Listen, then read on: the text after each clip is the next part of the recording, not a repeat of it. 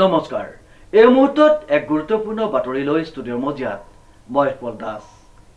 জনপ্ৰিয় মুখ্যমন্ত্ৰী ডক্টৰ হিমন্ত বিশ্ব শৰ্মাৰ নেতৃত্বাধীন অসম চৰকাৰৰ তৃতীয় বৰ্ষপূৰ্তি অনুষ্ঠান সমগ্ৰ অসমৰ লগতে যোৰহাটতো অনুষ্ঠিত কৰা হয়। নিউজৰ বিশেষ প্ৰতিবেদন। জনপ্ৰিয় মুখ্যমন্ত্ৰী ডক্টৰ হিমন্ত বিশ্ব শৰ্মাৰ নেতৃত্বাধীন অসম চৰকাৰৰ তৃতীয় বৰ্ষপূৰ্তি অনুষ্ঠান সমগ্ৰ অসমৰ লগতে যোৰহাট চহৰতো অনুষ্ঠিত কৰা হয়। উল্লেখযোগ্য যে ডক্টৰ হিমন্ত বিশ্ব শৰ্মাৰ নেতৃত্বাধীন অসম চৰকাৰৰ তৃতীয় বৰ্ষপূৰ্তি অনুষ্ঠান সমগ্ৰ অসমৰ লগতে যোৰহাটৰ বিজ্ঞান আৰু তাৰকাগৃহ প্ৰেক্ষাগৃহত অনুষ্ঠিত কৰা হয়।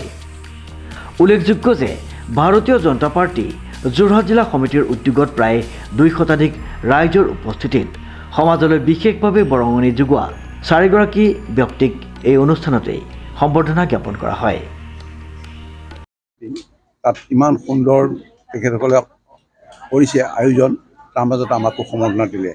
কিন্তু আমাৰ সম্বৰ্ধনাটো আমি কেনেকৈ চিলেক্ট কৈছে, কিন্তু আচলতে আমি আমাৰ ৰিপ্ৰেজেণ্টহে কৰিছোঁ। আমাৰ যিখিনি কথাত কৈছে প্ৰকৃততে মই মানুহটো হিচাপে তাৰ কাৰণে যোগ্য হয় নহয় মই নকওঁ, কিন্তু গাঁৱত গৈ মানুহক চিকিৎসা সেৱা আগবঢ়োৱা, ৰোটাৰী ক্লাবে এটা ICU যে চিভিল মিছন হস্পিটেলত তৈয়াৰ কৰি দিয়া, তেনেকৈ গাৰ্ণানীয়ে হাজাৰ হাজাৰ মানুহক ফ্ৰীকৈ কেটেৰেক্ট অপাৰেশ্যন কৰা বা হেৰিয়ে কৰা, এই কথাবিলাক যে মূল্যাংকন কৰি সম্বৰ্ধনা জনাইছে, এটি যে আমাৰ চিম্বলিক আমাক সম্বৰ্ধনা জনাইছে, কিন্তু আচলতে সেই মানুহখিনি প্ৰকৃত মানুহখিনিক তেখেতসকলে সন্মান জনাইছে আজি বৰ্ষপূৰ্তি অনুষ্ঠানত।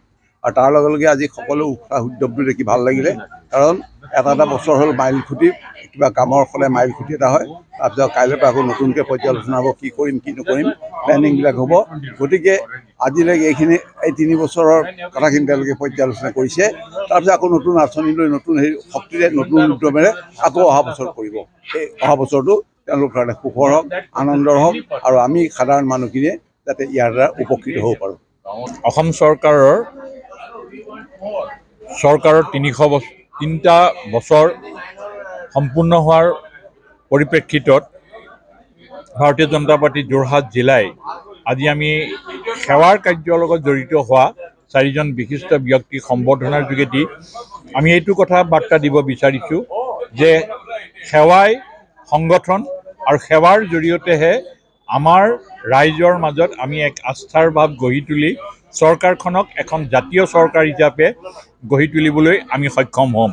আৰু সেই দৃষ্টিভংগীত আজি ডাক্তৰ দীপক শৰ্মা, ডাক্তৰ বলীন খাৰঘৰীয়া, NC কৰ্ণানী ডাঙৰীয়া, ডাক্তৰ লাৰা দত্তৰ দৰে বিভিন্ন ক্ষেত্ৰত জড়িত আৰু সেৱামূলক কাৰ্যৰ জৰিয়তে সমাজ জীৱনলৈ আগবঢ়োৱা এই বিশিষ্ট ব্যক্তিসকলক আজিৰ এই পবিত্ৰ মুহূৰ্তত আমি সম্বৰ্ধনা জনাই অনাগত দিনত চৰকাৰখনে সেৱাৰ জৰিয়তে যে এটা বিশিষ্ট ধাৰণাক এটা বৰ্তাই ৰাখি আমি কাম কৰিব বিচাৰিছোঁ, এই বাৰ্তা আমি ৰাইজক দিবলৈ প্ৰয়াস কৰিম। অনুপম বৰাৰ এক বিশেষ প্ৰতিবেদন, নিউজ নাও।